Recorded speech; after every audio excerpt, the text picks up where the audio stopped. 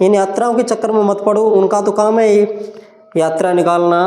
कोई राजनीतिक यात्रा निकल रही है तो वो राजनीतिज्ञों का काम है, राजनेता का काम है, क्योंकि उनको वोट लेने हैं। ये धार्मिक यात्रा निकल रही है किसी भी धर्म की, हमें क्या करना उससे। तुम अपनी स्थिति को देखते हुए अपने काम पर ध्यान दो, ना कि इन यात्रा में उलझो।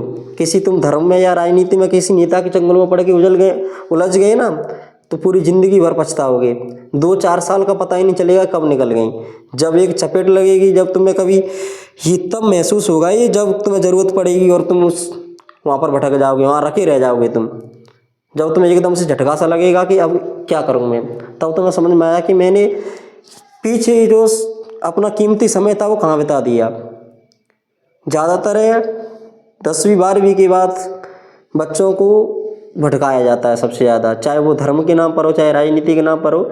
ज़्यादातर राजनेता होते हैं जो छोटे छोटे बच्चों को ही देखते हैं अपनी प्रचार के लिए या फिर अपने नीचे रखने के लिए, जो भले ही 18 साल के नहीं हो पाए हों, क्योंकि उनको पता है कि कोई ज़्यादा से ज़्यादा 4-5 साल टिकेगा हमारे नीचे, क्योंकि कभी ना कभी तो उसको समझ आएगी। और हर 4-5 साल टिकने के बाद वो उससे दूर होने लगते हैं, फिर नए चाहिए उनको, नए बेवकूफ़ लोग चाहिए। तो तुम मत पड़ना इस चंगुल में।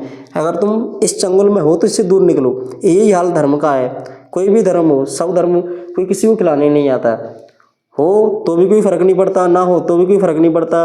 अभी तुम देश तक की भी जानकारी नहीं है तुम्हें, इसलिए तुम इन चीज़ों में उलझी हुई। जब तुम बाहर तक की जानकारी जानोगे ना, तब पता चलेगा तुम्हें कि वो तो बाहर भी ऐसा ही है कि जो धर्म व समुदाय जाति सब ये बनाए जाते हैं ना, वो सब राजनीति के खेल हैं। क्योंकि जब तक कोई संगठन नहीं होगा, समुदाय नहीं होगा, झुंड नहीं होगा, तब तक किसी की हार जीत कैसे होगी।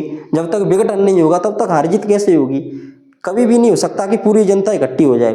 विघटन हमेशा रहेगा, समुदाय हमेशा रहेंगे, धर्म के नाम पर लूट हमेशा रहेगी, भेदभाव हमेशा रहेगा, ऊंच नीच का वर्ग हमेशा रहेगा, ये कभी मिटने वाले नहीं है। तो जो इन चीज़ों से परे रहता है वो हमेशा फ़ायदे में रहता है।